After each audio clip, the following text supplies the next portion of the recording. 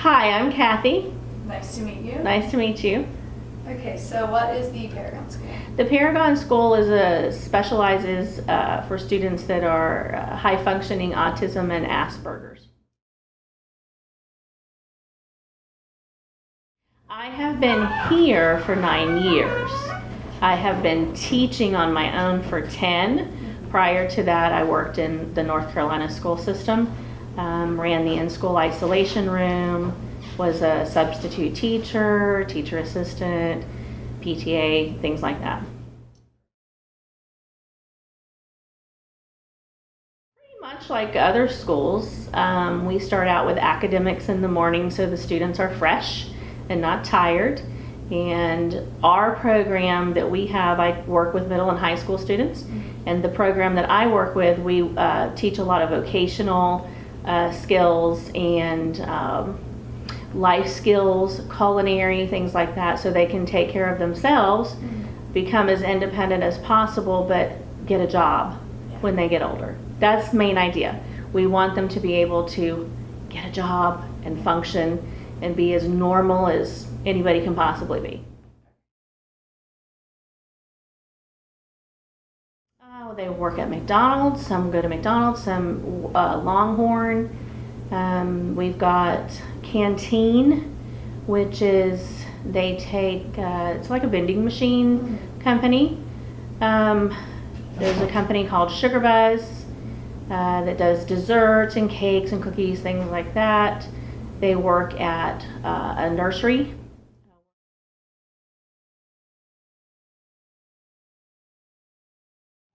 Watching them go off and be their own person. Taking the skills that the community, we are a community here at school. It's not about me.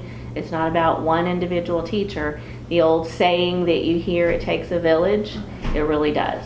So watching our students leave, whether they finish the program and they graduate, or they've been here for a few years and are doing very well and want to try, maybe a regular private school or public school, watching them go off, taking the skills that have been taught and being successful, that is rewarding.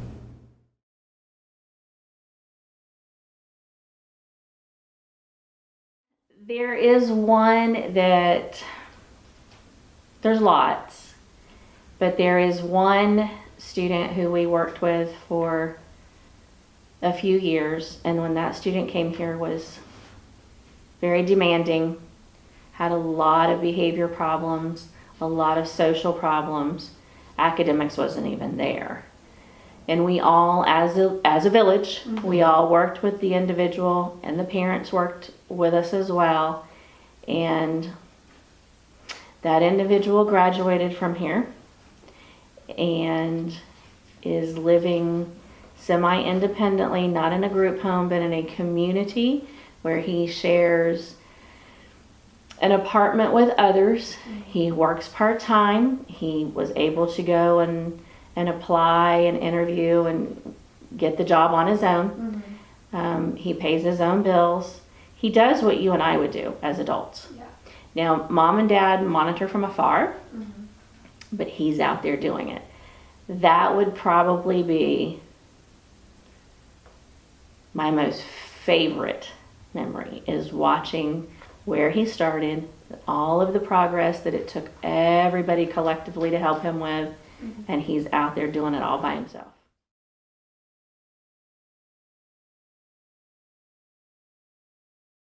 One of the challenges for parents of children with autism is getting them ready to become adults. In today's Impact 5 report, Autism Connecting the Pieces, News Channel 5's Michael Williams shows us a West Palm Beach school that has started a program to teach students skills they can use at home and possibly at work.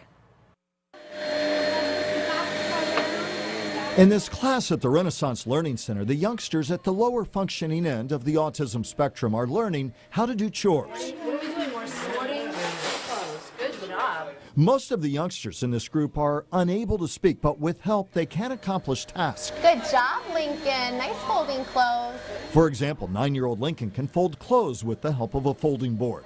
We want them to be able to live independently without somebody there to prompt them through their daily, everyday skills. When it comes to developing the skills that can lead to independence, repetition is key. So we may be practicing these skills throughout the whole year. There's a small amount that we probably could practice these skills for about 2 to 3 months, and then they can move on to the next step. The next step can be to a class where they take the first steps toward vocational training. What do you need? Hammer. Okay, get hammer. This is where youngsters from ages 9 to 14 can get their first feel for work, such as sorting office supplies and stocking shelves. The teachers of the school will come around and give whatever group in here their list of supplies that they need for their classroom. Our students will have to count out, if it's 3 paper towels, count them out, put them on a cart, and deliver them to the classroom. Small skills now.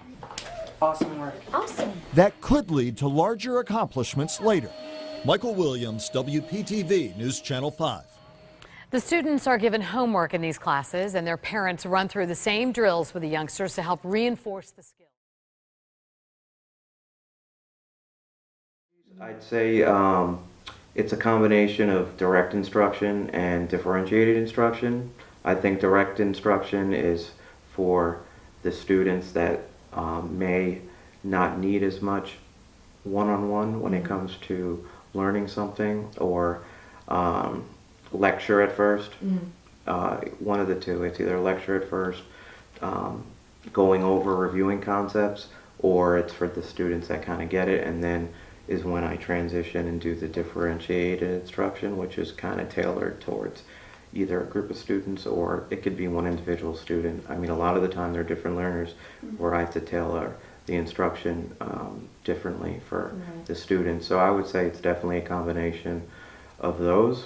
I think it benefits them a lot, and I don't know if it's an education term, but kind of like a person-centered.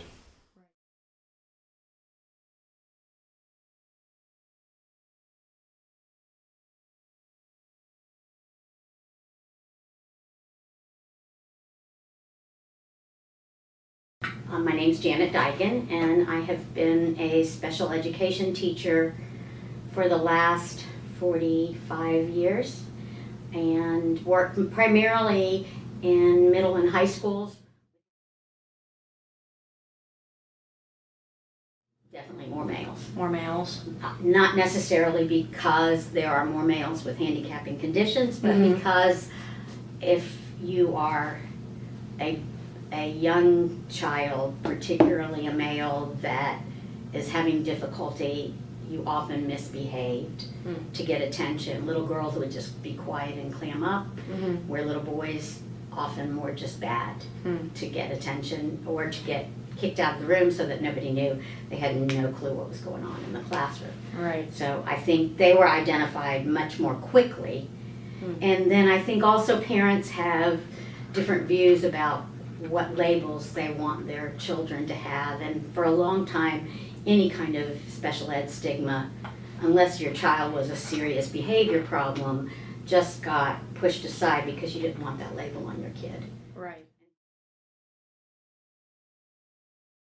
You have that student the entire 4 years that they're in high school. So where another teacher might just have them for one class or a semester, I have the luxury of being able to work with them for all 4 years, and sometimes even longer if they're, well,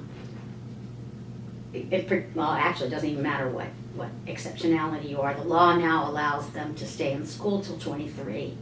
And so very often with low functioning kids, that's a great opportunity for them to continue to learn and learn more life skills, and then also feel a part of something bigger, because it's not a good picture of what's going to happen once they get out of high school.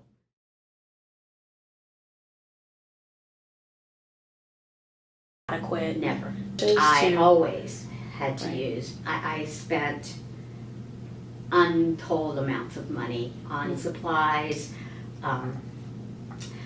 Very often the money that should have been allotted to ESE students to give them supplemental materials or to buy textbooks on tape or whatever it was at the time that they needed was completely absorbed into the regular education budget. Right. Sometimes out of necessity. I mean, they were just as underpaid and under-resourced as we were.